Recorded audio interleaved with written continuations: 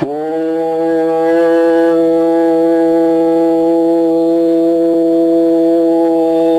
ஈஸ்வரா குருதேவா.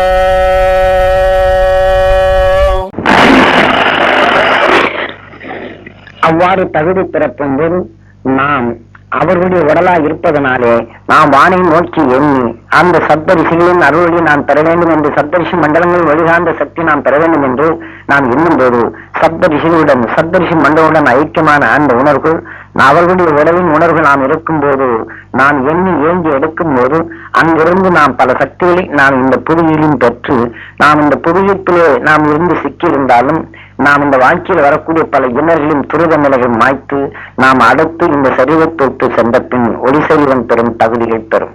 இதுகளெல்லாம் அந்த மெய்ஞானிகள் காட்டிய பேருண்மைகள். ஆகையினாலே என்று நாம் யாகங்கள் செய்தோ யாரை தீவிட்டோ நாம் கங்கைகளை கொண்டு சாம்பலை கரைச்சி தாய் தந்தருடைய பாவங்கள் போக வேண்டும் என்று சொன்னால் காசு கொடுத்து கங்கையை கரைத்தால் கடலிலே தான் கரைக்கும். ஆனால் அங்கு விண்ணுலகம் செல்ல முடியாது.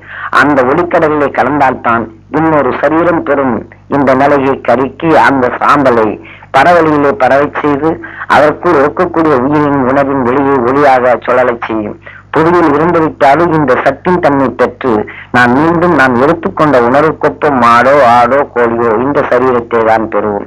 ஆனால் இப்ப நாம் ஒளி சரீரம் பெறும்போது நாம் இங்கிருந்து எண்ணத்தாலே நாம் இயக்கப்படும் இந்த உணர்வின் சத்துகள் நம் தாய்வனைகள் பெற்று இந்த மனிதனின் அந்த எண்ண உணர்வின் ஆற்றல்கள் அங்கே பெருகி தன் நினைவின் ஆற்றல்கள் நாம் குழந்தை பருவமாக எவ்வாறு நாம் இங்கே பெறுகின்றோமோ அதை நாம் சிறுக சிறுக வளர்ந்து நாம் எண்ண அலைகள் பெறுவது போன்று கடும் தயமின்னாறு இந்த உயிராத்மாக்கள் விண்ணிலே சென்றாலும் சப்த ரிஷிகளின் அறுவழிந்த உணர்வுகள் அங்கே பற்று அது வளர்ச்சியடையின் பக்குவத்திலே விண்ணின் ஆற்றலை தான் நினைவு கொண்டு ஈர்த்து இப்ப மரம் செடி கொடிகள் எப்படி இங்கு இருக்கக்கூடிய சத்தின் தன்மையை தான் இருந்த இடத்திலிருந்து பெறுகின்றதோ இது போன்றே விண்ணில் இருக்கக்கூடிய இந்த உயிராத்மாக்கள் எண்ணிலே எங்கு வேண்டும் என்றாலும் நினைவை செலுத்தி அந்த ஆற்றல் மிக்க நிலைகளை ஆகாரமாக எடுத்துக்கொண்டு தான் இருப்பிடத்தில் இருந்து கொண்டு இயந்த சக்தியுடைய நிலையை பெற்று எண்ணும் 16 என்றும் பெருவீடு பெருநிலைகள் பெறும் தகுதியை அது.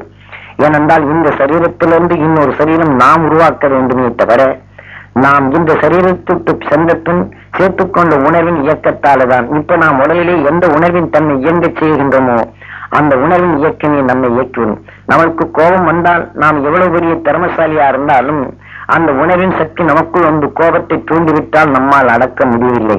ஆனால் இதை போன்று இந்த உணர்விலே இந்த உயிராத்மா சேர்த்து விட்டால் அது உடலே சென்ற பின் அது உடலின் மறு உடலை உருவாக்குவதில் என்பது ஓரளவுக்கும் பின் வாங்காது. அந்த உணர்வுக்கு தக்க மனமும் அந்த உடலின் தக்க உடலின் அமைப்பை அதை அமைத்து விடும். ஆகையினாலே இதையெல்லாம் கண்டுணர்ந்து நாம் ஒவ்வொரு நிமிஷமும் நாம் இப்ப கொடுத்த இந்த சக்தியின் நிலையை தியானம் என்பது சூரியனின் சதா நாம் அந்த காந்த சக்தியை கூட்டுவது. அதே தியானம் என்பது மகரிஷிகளின் அருள் சக்தியின் உடலை சேர்க்கக்கூடியதுதான் தியானம். அதே நினைவின்ற நிலைகள் அடிக்கடி நாம் செல்ல செய்து நமக்கு துன்பம் வரும்போதெல்லாம் ஆத்மசுத்தியின் சக்தியை நமக்குள் எடுத்து அந்த நமக்குள் வரக்கூடிய துன்பத்தை துடைத்துக் கொண்டே இருக்க வேண்டும். நாம் வீடு எவ்வளவுதான் சுத்தப்படுத்தி வைத்தாலும் நாம் அடிக்கடி சுத்தப்படுத்தவில்லை என்றால் குப்பைகள் சேர்ந்துவிடும்.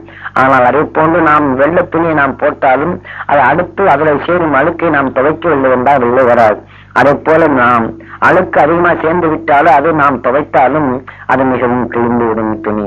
இதை போன்று நாம் ஒவ்வொரு நிமிஷமும் நாம் வர வர இதற்கு முன்னாடி கடந்த கால நிலைகள் இருந்தாலும் அதையும் நாம் மீறி நாம் அந்த அந்த சப்தரிஷிகளின் அருள்வழியை நம் உடலிலே சேர்க்கப்படும் போது இந்த உணர்வின் சக்தியை நமக்குள் அடிக்கடி ஆத்மசுத்தியுடைய நிலைகள் கொண்டு நம் வாழ்க்கையில் எப்பொழுது இன்னலால வரும் அசுத்த உணர்வுகள் நமக்குள் சேர்க்கின்றதோ அப்பொழுதெல்லாம் ஆத்மசுத்தி செய்து துடைத்து உங்க உடலுக்குள் அழுக்கான நிலைகள் சேராவண்ணம் தடுத்து உங்க மனதை மனதடைப்படுத்தி உங்க எண்ணம் மகிழ்ச்சியான நிலைகள் கொண்டு உங்க மூச்சும் பேச்சும் பிறருடன் பேசினாலும் அவர்களை மகிழச் செய்து அங்கே விளைந்த உணர்வுகள் நமக்குள் மகிழ்ச்சியான எண்ணங்களை பேச செய்யும் இந்த ஆற்றல் மிக்க சக்திகள் உங்களுக்கு பெற வேண்டும் என்று மகரிஷி காட்டிய அருள் வெளிப்படி அந்த அருள் சக்தி பெற்று நீங்களும் அவ்வண்ணமே பெற்று உங்க மூச்சான நிலைகள் இங்கே சந்தித்து தியானத்தில் இருந்தவருடைய எண்ணங்கள் அனைத்தும் இந்த மகிழ்வான நிலையில் நகர்ந்து நீங்க விடும் நல்ல மூச்சு அலைகள் ஊருக்கும் உலகத்துக்கும் எனக்கும் உங்களுக்கும் இது அமைகின்றது. ஆகவே நீங்க ஒவ்வொரு நிமிஷத்தும் இந்த மூச்சின் உணர்வின் அலைகள் அது நல்ல மூச்சு மகிழ்ச்சியான அலைகளாக வெளிப்படவும் அந்த மகிழ்ச்சி நிலைகள் கொண்டு உங்களுக்குள் ஒளியின் சரீரமாக ஒருபுறம் ஆற்றல்கள் உங்களுக்குள் பெருக வேண்டும் என்று இது நிறைப்படுத்தினேன். அடுத்து நாம் இப்ப வந்தவர்கள் இந்த ஆத்ம சுத்தி செய்து கொள்வோம்.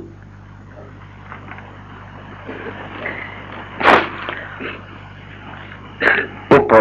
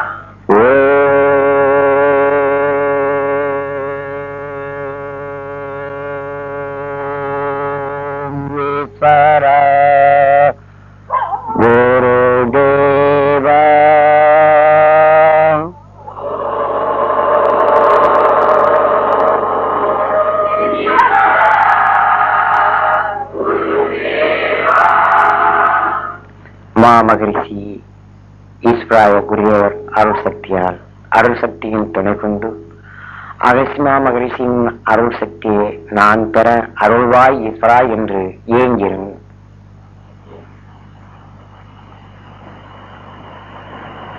மகரிஷியின் அருள் சக்தி என் ஜீவாத்மா பெற அருள்வாய் ஈஸ்வரா. கண்ணம் மூடி அகசிமா மகிழ்ச்சியின் அருள் சக்தி என் ஜீவாத்மா பெற வேண்டும் என்று உங்க உடலுக்குள் நினைவு செலுத்தி உங்க உடல் முழுதுக்கும் நினைத்து தியானியால் என் சொல்லிலே இனிமையும் என் செயல் எல்லாம் நலம் பெறவே அருள்வாய் ஈஸ்வரா.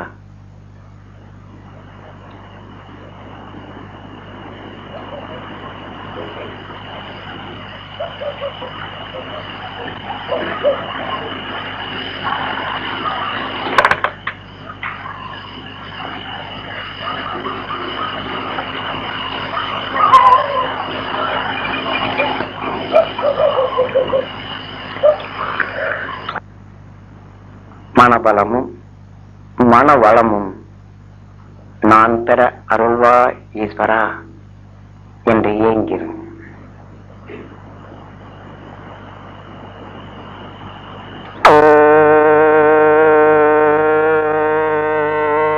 ஓம் ஈஸ்வரா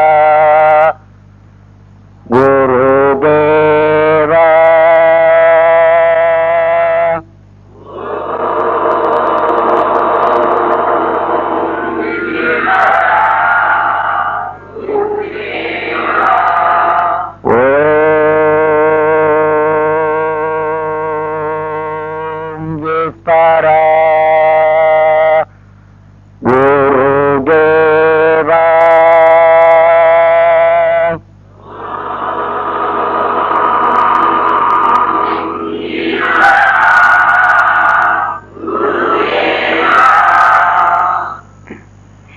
இப்போ நம்ம நண்பர்கள் நாளைக்கெல்லாம் இதே தியானம்ல வேண்டுமென்று இந்த உணர்வோடு நாம் கொடுக்கும் போது நீங்க ஏங்கி வந்த உணர்வும் நாம் கொடுக்கக்கூடிய அந்த உணர்வின் சக்தி உங்களுக்குள் துரிதமாக இயங்கி உங்களுக்கு அது நன்மை பயக்க செய்யும். நாம் இப்ப சாதாரண கோயில்கள்ல பிரசாதம் வாங்குற மாதிரி நாம் பிரசாதத்தை நாம முந்தி அடித்து ஒருவருக்கு முந்தி ஒருவர் வாங்கும் எண்ணத்தை தான் நாம் செலுத்துகின்றோமே தவிர நாம் எதற்காக வந்தோம், நாம் எப்படி பெற வேண்டும், நாம் எந்த உணர்வுனால நம்மளுக்கு சக்தி ஏற்படுது, எல்லாமே இந்த பிரசாதத்துல சக்தி இல்லை.